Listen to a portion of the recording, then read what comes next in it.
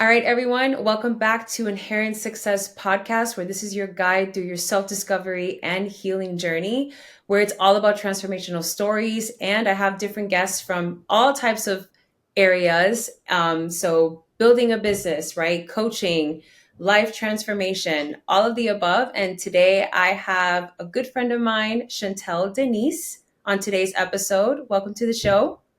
Thank you. Hello. How are you, beautiful? I'm doing good. How are you doing? I'm doing good. I'm happy for the new year. I know, me too. Yeah. I know. I'm so excited. I mean, like I was saying before we got on, a lot of people are still coming from the holiday celebration. It's just like this energy that you feel, right? Like everyone is just kind of like chill. I think next week is when everyone's going to be alive again. Yes, I think so. I think so. Yeah, yeah.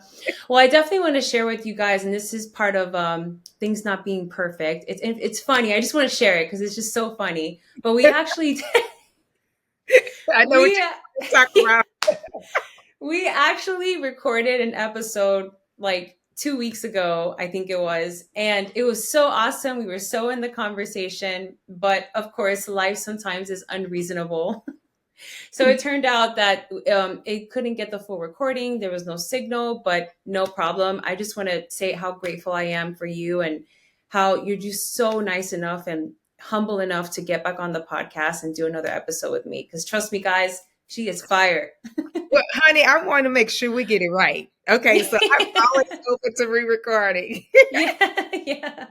No, I know, but yeah, we're here at it again, and I'm sure this is going to be a great episode also. So I'm really excited to have Chantel. I actually met her on social media, the power of social media, right? Like it's very interesting. I meet the most amazing, interesting people through social media. It's a great tool if you use it to your advantage because you can really network and meet amazing people if you use it that way, not Yeah. just like mindlessly scrolling or anything like that. But I met her through Instagram. I actually shared with her that I had started this podcast a couple of months ago, and if I just wanted, I would love her support. And then she was like, actually, we just started like talking back and forth, and now she's on here, and she has amazing things to share. She's just an amazing person. But I would love for you to just kind of like introduce yourself and share a little bit with the listeners and the viewers of what you do exactly, like your background and what you do.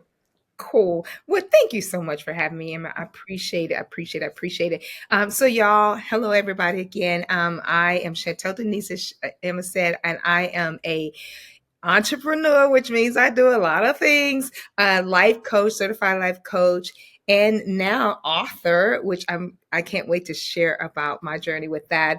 And also I'm a performing artist. So I get on the stage and do a little bit of singing. I'm a wife, a mother, which is one of my greatest joys, is to be able to have family. So that's pretty much like I would say kind of the real deal about me is Hmm. really enjoying my family and building a legacy there. But all the other things that I just mentioned prior to that is something that I do on a daily basis, almost just as much as I do family. I love that. Yeah, I like when she shared with me everything that she does, I was like, "Oh, wow." That's really awesome. Yeah. And I mean, I would love for you to take us a little bit back of, how you like your journey and how you became the person that you are today because I truly believe that our story really makes us who we are today. Mm, And especially if we come from either like a rough background, just any kind of background, it really does make or break us, right? yeah, it does. I agree. I will share a little bit about my journey, like just from growing up to where I am today. So I'm a pretty positive person, first of all. And that's what I loved about when you reached out to me. I was like, she seems like a cool, positive chick. So I'm so grateful that we can actually get to know each other. But my journey growing up was not positive. Even though I had a great family, great grandparents. My grandparents mainly raised me, but my mom was there. I definitely knew my mom. My mom was a single mom, and she did as best as she could. But my grandmother had to step in and help out. So I kind of grew up in a country town called Brookshire, Texas. I'm originally born in Houston, though. And then when I graduated high school, I left and went back to Houston, to the big city. After that, made my way to LA, came back from LA. Now I'm back in Austin, Texas. So I've been around a little bit, but my upbringing growing up in that little small country town is you go through some things, but nobody talks about it, right? Nobody talks about the things that go on in the little small town. And so for me personally, my life story kind of has this element of where I went on this journey of really trying to discover myself because I had been abused. I had been abused physically, mentally, emotionally, and then as I got older, spiritually in some ways. So, we didn't really talk about it. Of course, I let my mother know. Police got involved and all of that. But what happens in a small town is for them, it's a small situation. So nobody really deals with it. So that situation kind of like left me scarred a little bit. And so I started my journey. And as I got older and older, I just noticed a lot of patterns in my life and myself that just were not healed and resolved for me. And so when you go through a journey where you're not healed or resolved, what typically happens? You have a reaction to that. So life is always a reaction. And I feel like Mm. for me, life had a lot of elements of reactions to life, but not responding to the experiences I had been in. Long story short, I think, later on in life, after I moved to California, late 90s, that's when I started the journey of like, I gotta find out who Chantel really is. I gotta deal with the stuff that I'm reacting to. I gotta take some time to examine my life and figure out why I behave the way that I do. Why am I making these choices that I'm making? All those things. And I will tell you, the discoveries that I came up for myself is just the biggest word was healing and forgiveness for me. It was you Mm. have to go on a journey to heal because you have some deep wounds here. You also have to go on a journey to forgive. You have to forgive yourself and forgive the people that were involved. You need to do that for yourself. So press forward many years. That was, I would say, I started that in the late 90s, but I don't think I was really ready like I thought I was because I kept coming back to that same place in my life, even though I did some work. Um, and I think in 2014, when this was my third therapist by this time, that's when I literally really had to do a real self examination.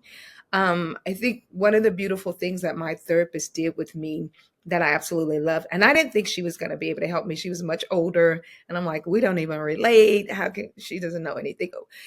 Culturally we were different. I'm like, I don't know. But by that third time, I was in tears. And I would say Mm. 2014 was my life launching to the new birth of the real Chantel. Even though I had done much work for myself before, I had even learned about the Bible, studied the Bible, and became a Christian. Like there was a lot of great stuff happening in my life, but still coming back to the same place. Because when you are not healed, that is exactly what happens. You're going to come back to the same place. You're going to do things repetitive. And so that journey with that third therapist really helped me. And I like to share kind of like something to what she helped me do, which was walk back to my little girl self, grab Mm. her hand, and bring her into my life today. See, I had just left that little girl behind, but I was trying to function as a big girl. And I Mm. needed to integrate those two girls. And the work that we did to do that, oh my gosh, I am a straight up advocate for therapy. I know a lot of people don't really like it, but I'm like, yes, yes, yes. I will take whatever help I can get. And that's not just therapy. I'm open to any kind of counseling and any kind of help because I do believe that, we only get one life and why not live it well? And that's my desire. That's my desire. And also to help other people do the same. Yeah. And a lot of people are not willing to do the work, right? A Mm. lot of people Yeah. just want to be an adult and be that big girl, right? Or that big guy or the big man, and then just like kind of let their little self, or don't realize and understand that that little you needs care, it needs love, it needs attention. Because I agree with you with that. I That's the kind of journey that I had, in my early 20s. I Mm. had started, just to share a little bit, I had started my first business venture when I was 21, 22. And in my mind, I thought self development and elevating myself and going to the next level was okay. I'm going to get everything that happened in my past. I'm going to put it in a little box and kick it in the ocean and just Mm. never ever think about it ever again. I don't need to, like, that was my healing journey. And I thought, in my mind, I thought, okay, I'm just going to work and work and work. And then once I have everything, and by me having everything, that's when I'm going to level up and be the kind of woman that I want to be. And then that's when I'm going to be happy and be fulfilled and feel love and peace and joy, when it's the opposite. And Yes. when it's interesting that you said that unhealed wounds pops up in your life. It really does. It's going to pop up in different directions.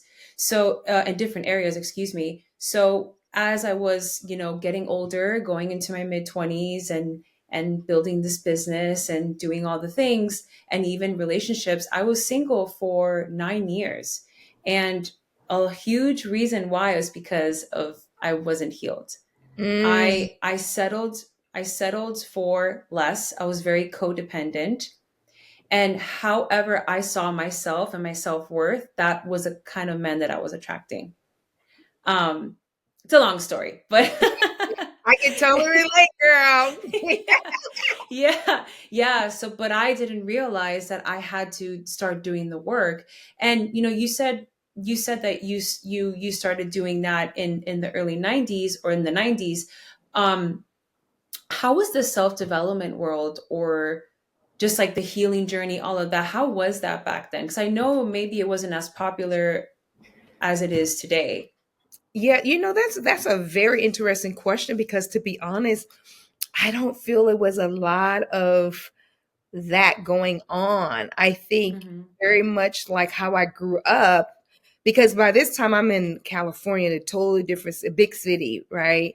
In California, Los Angeles, and just exploring a lot of different things. But I don't really feel like the industry that I was in, by the way, let me just explain that I moved to California to pursue the entertainment industry. So I was around people who they had to have their lives looking like it was perfect, right? Like, Mm-hmm. because we were all pursuing this dream to be these stars and be on TV and to be on these big grand stages. So there was not a lot of that self development talked about. There was development in your craft as an artist. Yes, we talked about, we took had acting coaches, we had singing coaches. Yes, there was a lot of that going on because of the industry that you were in. But as far as for self development of dealing with your heart and your character and who you are and your mindset, no, we didn't have a lot of that in the 90s. I think that that's popped off like in the 2000s. To my knowledge of my experience, someone may be able to tell you something different, but in the 90s, we were still hiding. We were still protecting ourselves because, some of us didn't feel like we needed to do any work, or some of us were just oblivious to the work that needed to be done, and we're just functioning and operating. And in the entertainment industry, I saw a lot of that. I was in that, so I absolutely know that it's all about doing the actor's life, doing the singer's life. And nobody's gonna get it. You don't share your business with anybody because the media is already gonna. That's what they're there for, to pull out stuff and find out stuff, right? Because they're trying to make money off your life. But you don't offer it. You don't tell this. I'm like, we're talking now. You don't go and tell her, like, what, I'm at my marriage is horrible. I don't like my husband right now. I don't Mm-hmm. want to work this out. Or you know what, my husband cheated, or I cheated. Nobody's talking about that in the 90s. It gets exposed, but nobody's talking about it. Nobody's saying, "Hey, I gotta take care of me. I got some stuff inside of me. I'm feeling angry right now, and I know it's something going on inside of me. I need to go take care of that." Therapy was definitely not really on the radar back then. Hmm. Absolutely. Especially in my culture, for sure. Yeah, and it comes back to how vulnerability is seen as like a weakness or something to be Yes. ashamed of. And then it also goes back to, generations before us. Like that generation lineage of, you just got to learn skills. What is this self-development stuff? Oh, if you say that you're going through something, there's something wrong with you. I mean, even Mhm, like when I was a kid, in the early 2000s. And I was just like an angry child because my parents, I grew up in a very dysfunctional home. My parents like neglected us. They did the best that they could mhm, with what they had and what they knew and with the skills and the tools that they learned growing up. It's not like they can pull up YouTube or grab a self-development book like how we can today.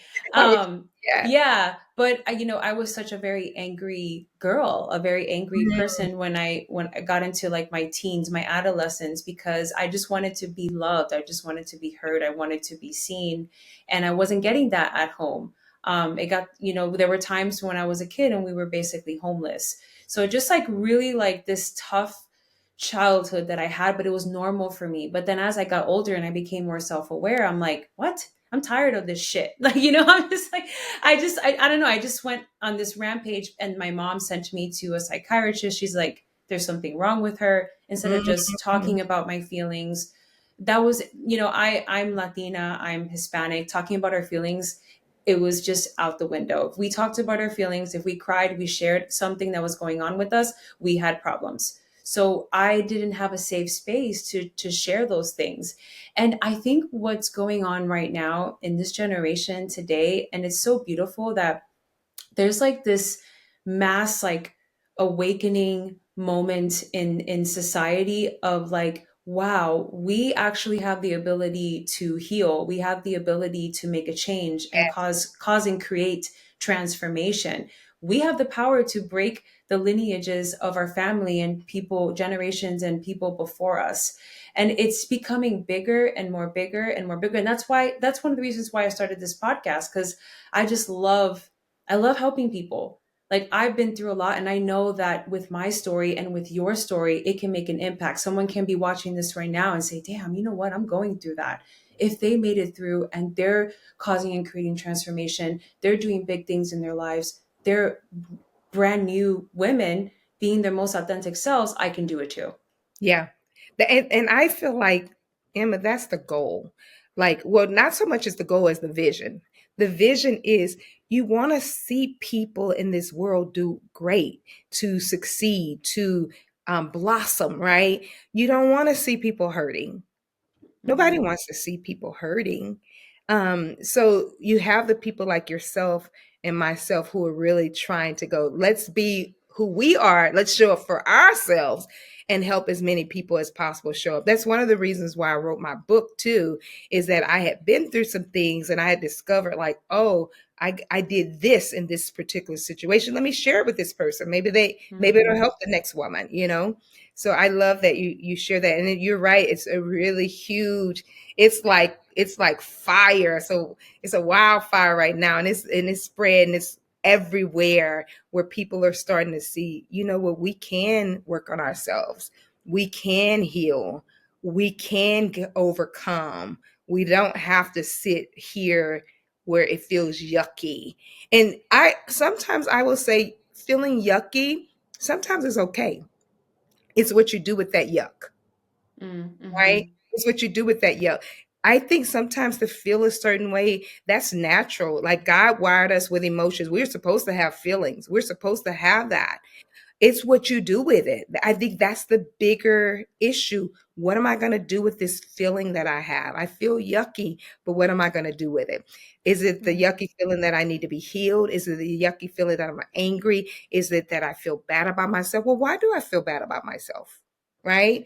Going on Mm-hmm. that journey to do that work, as you mentioned earlier, the work has to be done. It's like mandatory. And therefore, people have to be willing to actually go in that direction for themselves. Hmm. And as you continue to do the work, you become equipped to handle those yucky moments and those yucky feelings because Mhm. it's always going to come up. Like I truly believe and I learned that trauma is so deep within your cells. It's just always going to be there. And there's going to be certain smells, certain events, Mm. certain conversations, relationships, people that you meet that is just going to trigger like the fuck out of you. And it's just a matter of just learning how to detach yourself from that little voice because that little voice is just that little, Chantel or that little Emma just like scared, and you Yeah, just have the power to tell her, no, it's okay, we're safe, we got this. we're safe. We got this. I want to add something to what you just mentioned, a word that I love talking about because this comes up in my marriage, right? The word trigger. Mm, And this is something that I want to offer the people out there that are listening. The word trigger is it's a good word for a person. When someone you because what happens in life is that people come into our space, different people that we have an experience with, right? And so a lot of times we can call them a trigger. The person is a trigger, right? We mm, say that this person is triggering me. I can't that person is designed to be in your life in that way, and the reason why is because the trigger is more for you to deal with, not the actual person. There's nothing wrong with them. They're actually there to help you be aware that you got some areas inside of you that need some tender caring. You got mm, so for example, if my husband, we're talking and my husband's got his stuff, don't get me wrong, but I got my stuff.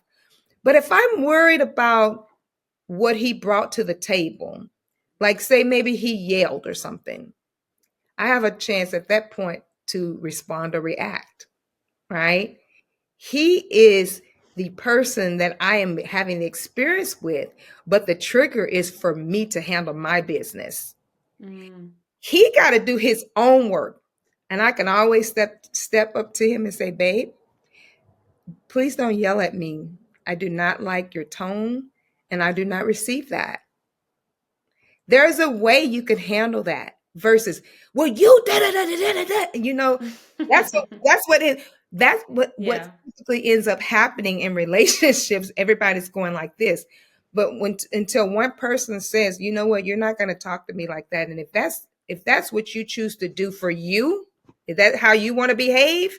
Then I cannot be in this moment with you right now. But if you're willing to bring that, pull it back and talk to me like I'm human and respect me in the space, then we can have a conversation. Let's have a conversation because I'm not going to sit here while you yell at me. It won't happen today, tomorrow, and beyond. But in the past, in relationships, I would go back and forth like, come uh, on, you want to get in this? I got something for you too, right? yeah, yeah, They, why same, why yeah. use up my good energy for that? So the trigger is not the extra person. It's really an opportunity, a growth opportunity for you to take care of your own business. That's the way I started to relook at things, paradigm shift, so that I can always keep working on Chantel instead of worrying about how Mm, awful this person is. Hopefully, one day that they'll decide they need to do the work for themselves. But as far as for the relationship, I don't have to be in it. You see what I'm yeah, saying? yeah. We don't have to let people, we don't have to go through our life because I think what's happening too, what I'm seeing is a lot of people go, oh, that person triggered me. Oh, that person triggered me. Oh, this triggered me. But they're not owning that that trigger is for some work that you got to do. Mm, Maybe that relationship is not for you. Why are you holding on to that? Why are you staying in that? Maybe it's not for you. mm, Maybe the situation is reminding you of your old past, that something that happened to you in the past, because you got to get healed with that situation from the past. mm-hmm, Maybe that's why this is triggering you. Triggers are indicators that there's something that needs to be taken care of for mm-hmm. you personally. I agree. And I would love your input on this as well because I've seen this myself with many friendships that I have. And what is your take on relationships, and when it comes to two people that are in a relationship, and the woman has a lot of baggage and then the man has a lot of baggage, and they just don't, like, they just keep butting heads and butting heads and butting heads, and they're both aware that they have to a lot of work to do, but they still stay together. Mm. um do you, like, what is your input on that? Do you think that those two should be together still, or do you think that it's like still and also possibly continue to do the work together, or do you think that like people like that, when it comes to healing, they should do it on their own or be on their own? Like, is that some way of like codependency? Oh, you just took the word right out of my mouth. I'm definitely gonna say there's some codependency going on in that. Yeah. But here's the deal. I will say this because a lot of people do like to call it quits in relation. Mm, There's the that's true. divorce rate is so huge, and it's all because of irreconcilable differences. Which basically means you just can't get along and nobody's willing to be humble. That's basically what Yeah, irreconcilable yeah, is. yeah. We nobody wants to be humble here. So I won't make a broad statement in saying that those kind of people need to leave each other. Because that's not, I don't know their situation. I always feel that there's more to a story than what people present sometimes. But I will say this, code when you see two people constantly having the same thing coming back to the same place, that's a real clear indication that there's individual work that needs to be done. So my personal Hmm. philosophy is that in order to have a great relationship, individual work has to be done in order to have a great relationship. You have to have a vision for the relationship that you're in. So it's like that's where the conversation comes. It's like, babe, what are we doing? What do you want? Well, how do you want our relationship to be? What can you contribute to the relationship, and what do you expect in the relationship? So what's happening is a lot of that is not happening. A lot of those conversations are not taking place because when you have those kind of conversations, you can create standards in the relationships and boundaries in the relationship. But Hmm. if you don't have the conversation, you're just in there and it's like, oh, I just, I love this person when we first met. Sometimes there's a lot of emotional energy that happens when you first meet people. You're attracted, the energy is flowing, you're all excited, Hmm. and it's not until you have a difficulty that you start going, is this person really the one for me? And if you've been in a relationship for a long time and you have this repetitive cycle that keeps coming back to the same place, I would I would encourage you both to have that conversation about you guys both need to do individual work. That's the first place I would start. Hmm. Both need to do individual work. And then when you guys talk about that, in that you need to decide and say, hey, well, this is really what I kind of expect in this relationship, or I want to happen in this relationship. And you guys kind of almost put yourself not on some kind of 90-day probation, but kind of like an evaluation situation where you say, okay, for the next 30 days, we're going to try this. And then if this Hmm. doesn't work, you got to decide what you want to do with that. But if you don't have any conversations about how the relationship is supposed to work, you can't come in it and expect it to work a certain way Hmm. because you're two individuals, both with stuff that you need to work on. You see what I'm Hmm. saying? So I would say that. And of course, if it's not working and you're not aligned, you both have to be willing to let it go. You have to Hmm. be willing to let it go. I would say in marriages, I think marriages they really need to work um, on things while they're together. They really Oh need to yeah. try the best, the hardest that they can to hold on to the marriage, unless it's just like it's not a functioning marriage anymore. But if you're dating, these are your opportunities to actually see if you want to marry that person. But it's the same kind of standards you need to have with having a conversation with each other that you would in a marriage. It's the same. The template doesn't change. So I would say, I hope that answers your question, but Hmm. that's what I would recommend and suggest. Um, and for the two people to decide that they're going to be humble enough to work on themselves.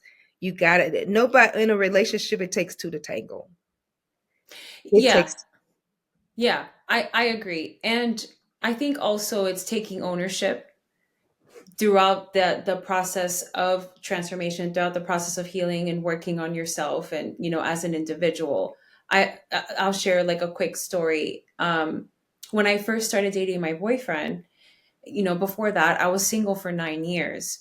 So imagine all types of insecurity, all types of just, I didn't do, I've been doing the self-development work. I've always been a go-getter.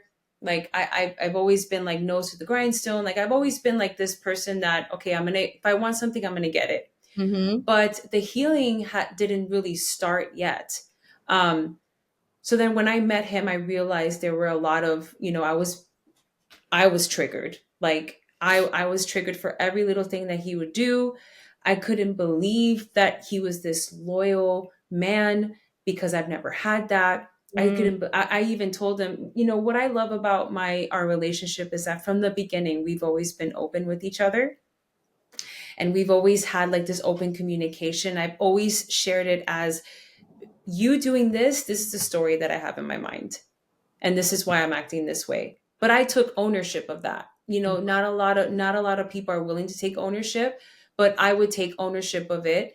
And that's when I really started therapy intensely, because of the fact that what was going on and how he was treating me in a good way, it was not familiar. So my brain was like, he's gonna hurt you. He's gonna hurt you. So I knew, I was like, okay, I have to do work on myself. All right, guys, we'll get right back into the episode. I just wanted to take a quick break here to share with you guys that I do not make any money on this podcast. My goal and my purpose with Inherent Success is to be that guide for individuals in their self-discovery journey. So if you found any value in this episode, make sure to like, to subscribe. And if you know anyone that could benefit from the episode or the podcast overall, you can share with a friend as well. Now, let's get back into it. And that was when I fully started, like, because technically I started my healing journey and doing the deep dark work. I call it dark work because it is. It is. There's no other way to call it.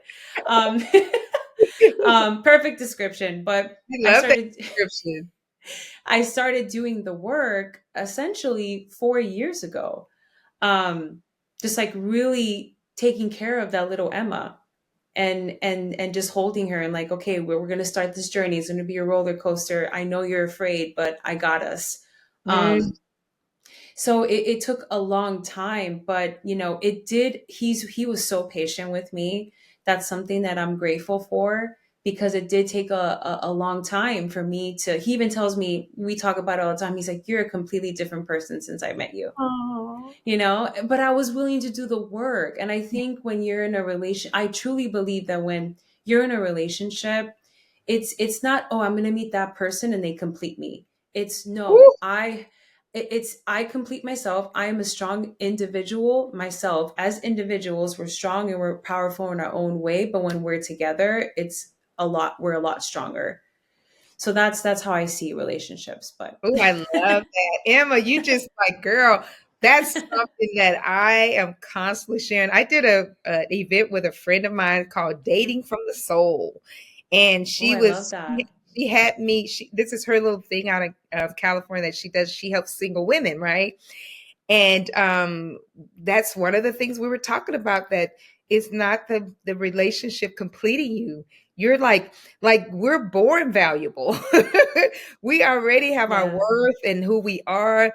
Um, that person that comes into our life is just it actually makes our life blossom even more, but it doesn't complete us. They're not there to Mm-hmm. complete us. And I think that's when anybody starts looking for a relationship as something to complete them, that's the wrong mindset to have. Mm-hmm. Because what happens when that relationship is not doing well? Does that person complete you? Will you No. say that then? No, we don't say it then. But we say it when we walk down that aisle, girl, or we say when we the love of our lives, oh my gosh, this is the love of my life. Oh my gosh, you complete me. I have never said that before. And I am grateful that I've never said that, because my husband, Same. my husband and I, we've been through some stuff. And Yeah. I didn't always feel he completed me because that wasn't his job. That's not his Yeah. job. You know what I'm saying? Great. My wholeness has, I mean, I'm created by a creator. My wholeness was there from the beginning. I have to walk on the journey of living in wholeness. That's my Hmm. part, right? But it's not my man that's got to complete me. Hmm. Hmm. So I appreciate you sharing that. Thank you. Yeah, I think this applies with platonic relationships too, because I'm sure everyone goes through like, you get triggered in friendships and relationships, and especially when you're leveling up and you're doing big things for yourself. You're constantly working on yourself, evolving. And then your friends around you, even friends that you've grown up with, they're not, yes, they're successful, they probably have status and money, but in like emotionally intelligently, it's just like the level is not there and the conversations are different. And it's like we both speak different languages. um and I've had to, I realized that a lot last year, as I continued to do the work on myself. I realized that there were just a lot of friends that I love them dearly. I love people, but we just weren't speaking the same language. It's hard to speak the same language with someone that is just not also doing the work, and all they want to do is gossip, or all they want to do is party or drink, or just having the wrong intentions when my intentions are for something else, if that makes Mm. sense. Yeah. You're so right about that. I love that you shared that. It's so true. Not every relationship is going to be aligned with where you're going, and it's Hmm. okay sometimes to let some of those go. I don't personally feel like you. Some people get really intense about it, like they start blocking folks and start Yeah. unfriending people. Like, oh, she doesn't speak my language anymore. He doesn't. We don't. We're not in alignment. We don't have the same there. So I'm gonna. That's a I'm little just. too far. I'm gonna erase them out of my life. You don't really actually have to do that, but you have to be willing to go. You know what? We probably are not going to hang out like we used to, or we probably, and I'm okay with that. I'm okay with letting go of what we used to have. But as far as for you, you just got to still operate as you, unless they violate your boundaries, unless they violate you. Then it's a discussion you have to say, sis, this is not working out. I Hmm. don't like the way you're talking here, and I just think that we're going in opposite directions. What are your thoughts about that? Like, it's okay to have that conversation too, but I think some people get a little bit like crazy with it, and get angry, like I'm not going to talk to them because we don't align anymore, and yeah, they believe in this and I don't believe in that. That kind of stuff is, it's an area where you need to take care of your soul, your spirit, Yeah. because why are you Hmm. reacting that strongly? But yeah, I do think that some relationships, female, you have coworkers or different people in your life, you guys are not going to be on the same page, and it's okay. Yeah, I guess what I'm also learning too is that it kind of feels like, because like healing is a constant journey. It's a Hmm. lifetime project. I truly believe that, because there are still things in my life or events that occur and just makes me feel some type of way. It makes me like that little Emma starts hurting, and that little Emma starts feeling like, for example, my childhood friendships. Um, I've had to like separate myself from them. I love them and I keep them, but I keep them at a distance because they're not really good for me. But it Hmm. just feels like that, especially the ones that like I've known since I was like 10, 12 years old. It just, Yeah. I feel that abandonment feeling of like, like my family, or my, the person that like was my best friend or whatever. It feel have like that achy feeling.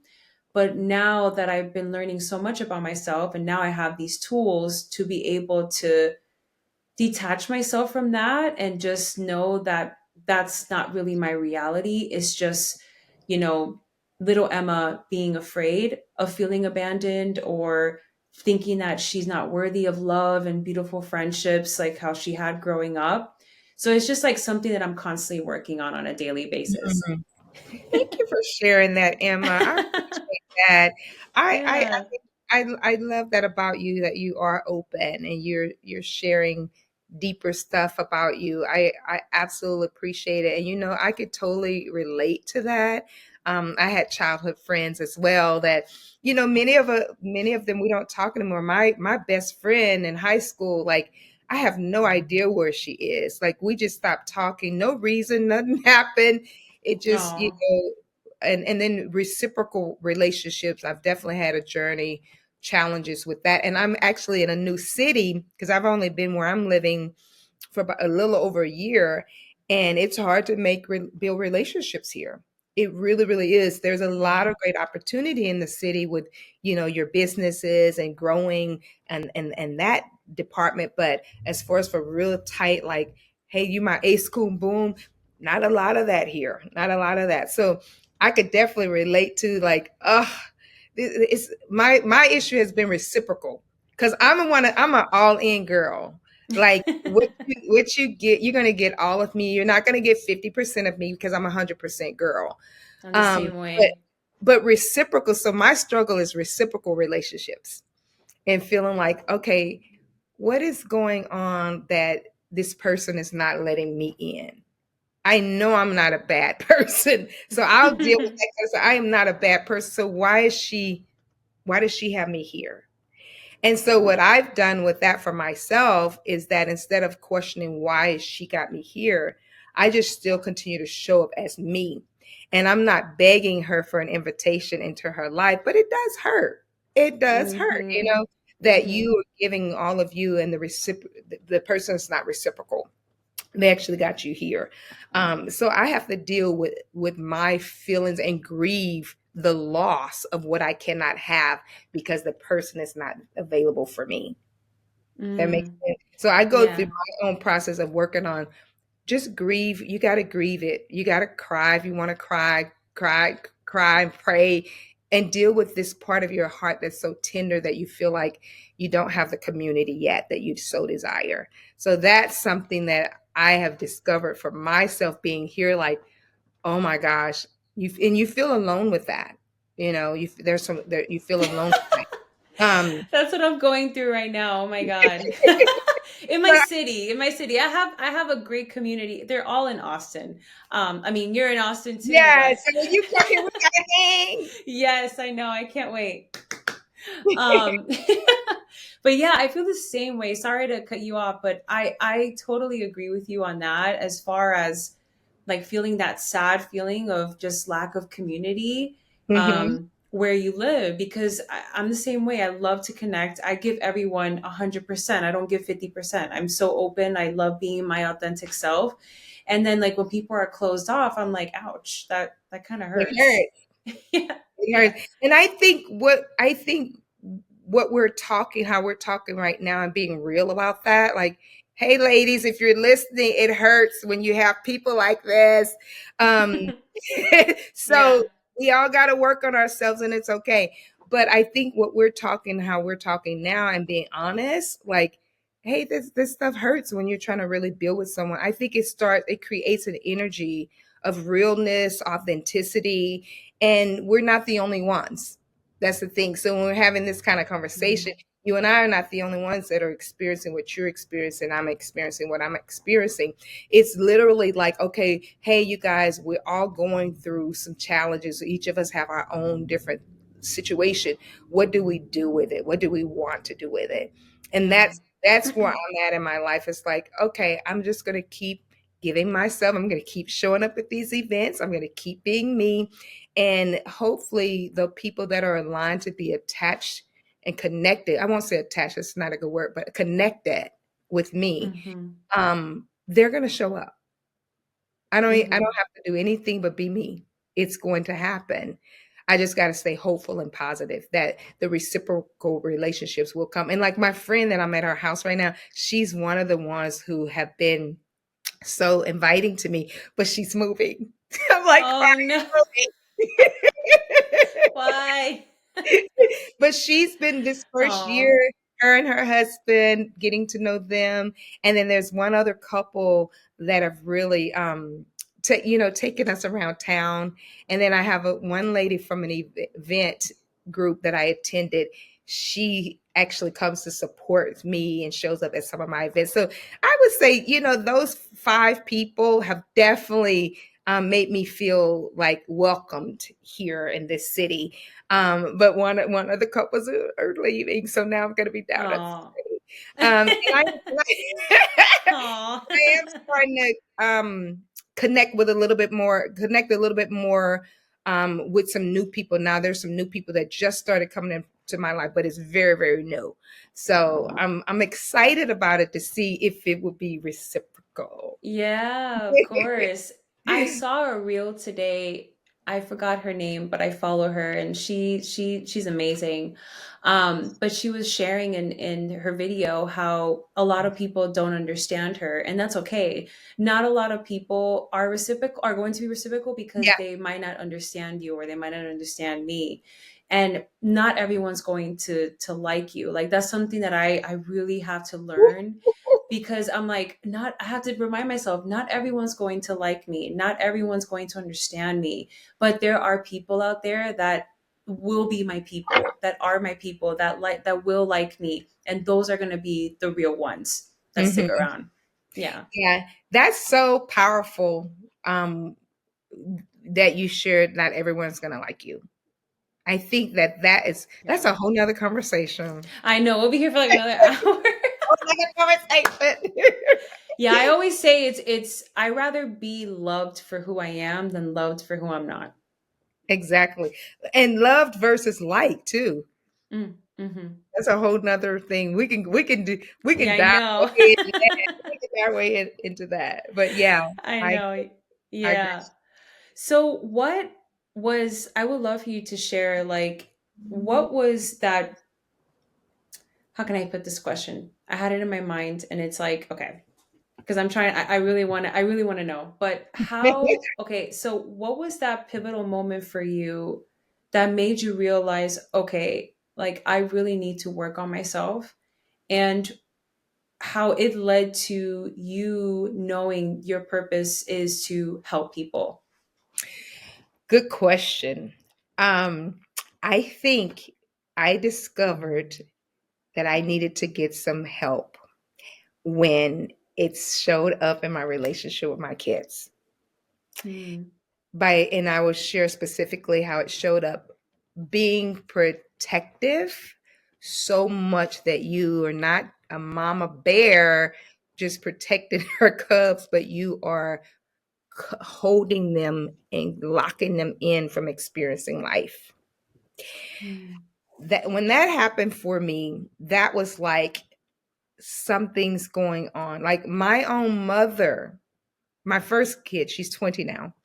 My own mother could not watch her at least till she was like, I would say 7 months, 6, 7 months or something like that.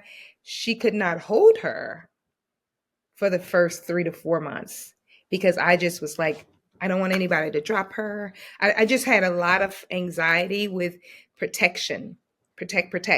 And it was because of what happened to me, being physically abused as a child. I was determined and convinced that no one will ever get a chance to do that to my children. That was what happened with her, with my mother. My second one, they say the second kid kind of like you just like let whatever happens. I've heard that. Not with me. I was like, oh no, she's getting this same treatment. Same treatment. I'm protective. They can't spend the night at anybody's house. They can't be babysit. Definitely not by a guy. Don't. I remember having a guy. I had an event that I had to attend, and my husband wasn't home from work, and there was a guy. He said I could watch her, and I was like, everything within me was like, and these are people that are dear to me. Everything was in me was like, I started having like a panic over just him offering, right? And then I said, okay, I knew of my other friend and his wife. I said, okay, if one of them can come with you, I might can do it. So the other one, the wife wasn't available, but my other friend, who's very dear to me, who's no longer with us, he passed away. I said, if he could come and be with you and you guys could do it together, I might be okay with that. But let me just work through it. And I was honest with him, and he understood. And I think what ended up happening is that some kind of way my husband was able to work his situation out. So it was literally like they did come over, the both of them, but it was only for 15 minutes. So it was Mm-hmm. 15 Mm-hmm. minutes. So I needed the other guy almost like to make sure nothing went down, because I truly trusted him. It's not that I didn't trust the other guy with some trust, but I just didn't feel good about leaving him alone with my kid. Yeah. So Yeah. it ended up being 15 minutes, long story short. But the second kid, I was experiencing the same thing I was doing with the first kid. And so I knew something was wrong. I knew, now don't get me wrong, I feel like for the listeners out there, we do need to protect our children. We can't just give them to Absolutely. anybody. We can't just let them be babysit by anybody or stay in anybody's house. Um, but we do have to, and we do have to be cautious to who we put in our kids' life. That's one aspect. But when you are so controlled, having anxiety, breathing heavy, overwhelmed, so frightened, living in fear, that's a sign for something for you. Mm-hmm. And so I will say that was the pivotal moment that I realized, because my oldest was born in 2004, my youngest was born in 2009. So I have 2009, 2004, 5 years of operating a certain way, and then another was 6 years after, because I didn't start my therapy again until 2014. Um, that's not a life I would recommend for anybody. I am a very vibrant, lively person, and just naturally, but my vibrancy was low. My energy Mm-hmm. levels were low. I was finding situations where I couldn't get out of bed, emotionally challenged. And then I would get dressed and go out and function, because I could dysfunctionally function well with the people that are around me, and many of them had no idea that I had this kind of fear inside of Wow. me. Um, but yeah, my I remember my daughter saying, she goes, "You never let us go anywhere. You never let us do anything." And then my daughter today, she's definitely done well for herself, but I do believe that in her teen years, some of the struggles she had, because she was rebelling because of all that covering and like hiding her out. She was like, "I'm Mm-hmm. going to go see the world now." So that's another thing. It may not work out in your favor when they get older. Yeah. Rebel against it. Um, Yeah. but I would say I wasn't well. I wasn't well. And I'm glad that I saw that in myself, that I took ownership of my own life. And I did not have any self control in my life, and to the point, and my husband, don't mind me sharing this, but I would even watch my husband. Like, that's how paranoid I had become. Like, everything was like, so getting that help for me, it's crucial. It was so crucial. It lifted up. I felt like a weight come off my body, because I was no longer confined and held hostage in my fear. So, yeah, that was my pivotal point when I realized that the damage it had done with my girls in their Mm-hmm. teen years. And the other one was a little bit, she wasn't in her teens yet. But yeah, absolutely, that was it. It was my kids Yeah. showing And me with that, with that, they were the living proof. yeah, yeah. And with that late weight lifted off of you, you created freedom for yourself. Mhm. Yeah. Cause I used to say this before, like I was like locked in this mental jail. Mm, And it's interesting that you said that, yeah, I would dress up and, show up, but I was like inside, you were just not okay, like so dysfunctional. And that's how I operated for a very long time. So I me I too. can relate. I can totally relate. Yeah, and I mean, what so when was that moment where you decided, okay, this is my purpose. I want to make a change. Like I want to inspire people and help people. Yeah. I have always been helping people actually for a long time. I even in my younger years, I was always the kind of like the girl that everybody goes to want to follow. I was a leader in my community. And then I joined a beautiful church and started really leading and helping women learn about the Bible and facilitating groups and workshops. Like, so I've been doing that for a long time, even before I got the help in 2014. So I was already doing a lot of stuff. So I would have moments and peaks in my life where there was some vibrancy happening because of what I was doing. And also when you're active doing things, it'll keep you in a rhythm where you don't deal and acknowledge certain things because you're doing this over here and everything looks great, right? It looks Mhm. good because you're over here cranking and helping people and helping people change their lives and giving them. So I would say some of that stuff was still there, absolutely. But when you go home at night, it's different. So I would say I've always been helping people, but I would say I got real specific with really helping them from a place of being healed. Was I would say it started in 2000, probably like 17. And in the pandemic, I was like, I was on fire. I'm like, we're at home. All we got is this here little square box here. Let's get into it, ladies. And so that Yeah. was really good for me. The pandemic, I would say it was a sad thing, but it was also a good thing because I was able to connect with people in a different way, have a different kind of community. And there were people who were hungry. There were women who were hungry for it. And I wrote my book during the pandemic, my book UnBlock Me, because that's when I started it, but I didn't finish it until 2023. But I was on that journey because I was like, as I was helping people online, I'm like, oh my gosh, there's more, there's so much help that needs to be given right now because women Mhm. are suffering with realizing their worth and their value. Women are suffering because they're not healed and they haven't done the work for their lives to start really living in their own value and seeing themselves as they are. So I got to go that extra step now and figure out like what can I do to offer more help. And that's the other reason why I wrote my book, was going through the journey back for myself and then offering an extra tool that could perhaps be helpful for somebody. So yeah, that was my journey. I love that. Yeah, and I would love for you to share a little bit more about your book. I know we spoke about the cover. My favorite, I haven't read the book yet. I want to get a copy. But my favorite part of your book is the illustration, the picture Yeah. in the Oh, I front. have it right here. Look. Oh, there you wish go. I wish you could turn you know how you could turn it inside out, but this is my book. It's called Unblock Me. I guess the screen, if I was able Yeah, to turn the screen, you could see it. Let's you can see. see it. It doesn't show reverse. It shows like it shows regular. Unblock me. Oh, yes. Yes. You guys see that? This is my new book. Yes.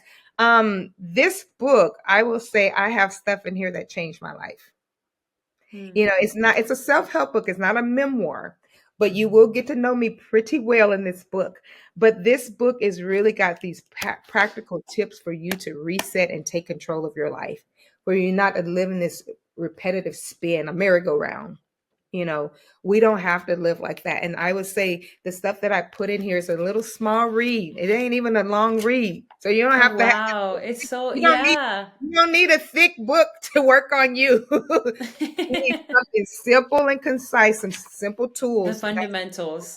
simple fundamentals. Yeah, so you can get it. I mean, I have it on my website or you can get it on Amazon. But yeah, I wrote it because I wanted to just go back through my life and literally write down some things that I experienced as well as the things that I did to overcome those particular experiences. And there was a lot of life discovery even while I was writing it.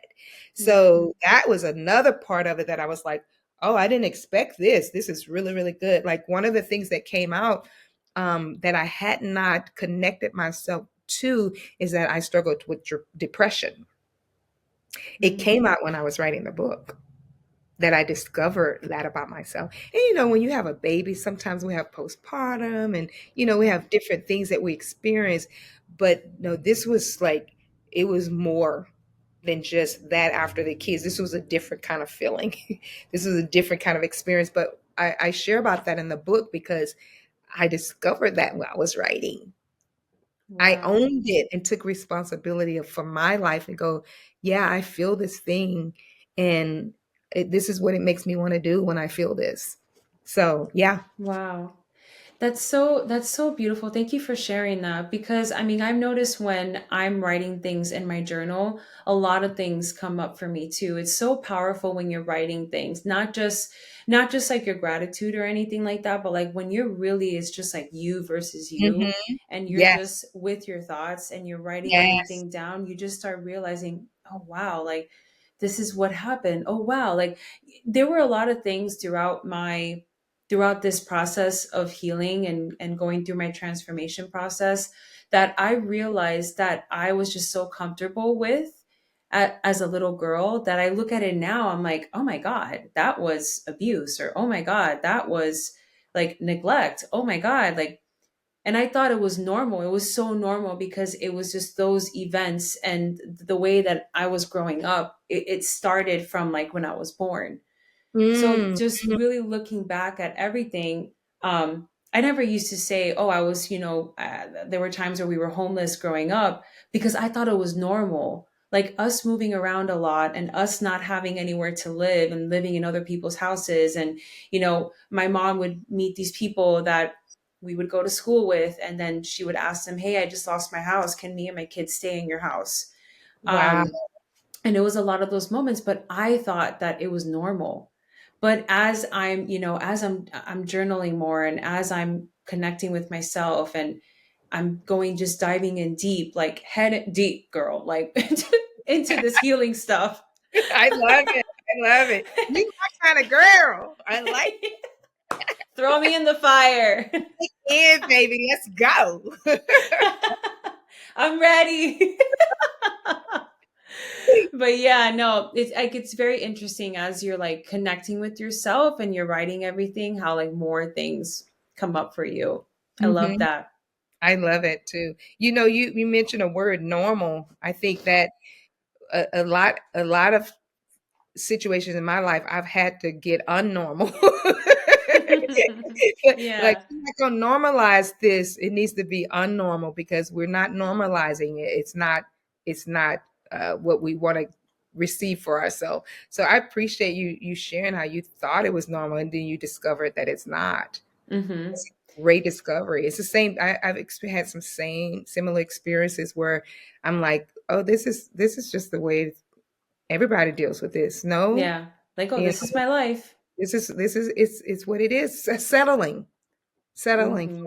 for Hmm. that mentality or that mindset that's probably something that we need to go and do the work to declutter. Like why we think that this is supposed to be normal and Hmm. why we accept that for ourselves. So thank you for sharing that. That's a good one. That's another conversation too. Yeah, I know. Oh my God, girl, we can be here for like 2 hours I know. debunking everything. I love it. I love it. You know what's so beautiful, Chantel, and what I love about this episode is that I feel like this episode was like the creme de la creme of our conversations, Ah, honestly. awesome. I feel so too. I think I love your authentic approach. I Thank love it. you. Genuine. The genuineness. It's beautiful. Keep that up, Thank you. girl. Oh, Yes. thank you. No, I mean, the same goes for you. I mean, we're coming a little over an hour, and like I said, we can talk for so long, but thank you for just being authentic and opening your heart and just sharing and pouring into this episode because a lot of things that you shared, I'm just like, preach, preach in my mind. I'm like, I didn't want to go crazy. I was like, yes. Preach, preach. Yes, yes. And yeah, and just being so open with sharing your story and what got you here to this point and how you created your book. And where can people find you? You can find me, peeps, at ChantelDeniese.com. I'm also on Instagram at I am Chantel Deniese and Facebook Chantel Deniese. So those are usually the places people look for me and find me. You can look me there. I'm there. I'm on there a lot too. Yes, and she's in Austin. Yes, yes. Yes. Well, Chantel, thank you so much once again for being on Inherent Success podcast. And then just one more question I have for you. Go for it, So, girl. what does inherent success mean to you? Ooh, I like that. Inherent success to me is something to the equivalent of you have this essential ingredient inside you, this desire and this drive that pushes you to take care of something small. You don't, success doesn't have to be this grand big thing. One little small step that grows out to become something you can be proud of. Like if you do one thing and you complete it, you have experienced success. But it's that essential drive inside of you that says, I can do this. I can make this happen for myself. So I'm going to apply what I know in this one little small situation and watch it blossom. Beautiful. So beautiful. Thank you so much. You're Thank you welcome. once again, Chantel. And guys, I will put her information in the description. If you found any value in this episode, make sure to like, subscribe, share with a friend that would love this episode as well, and stay tuned for the next one. Thank you.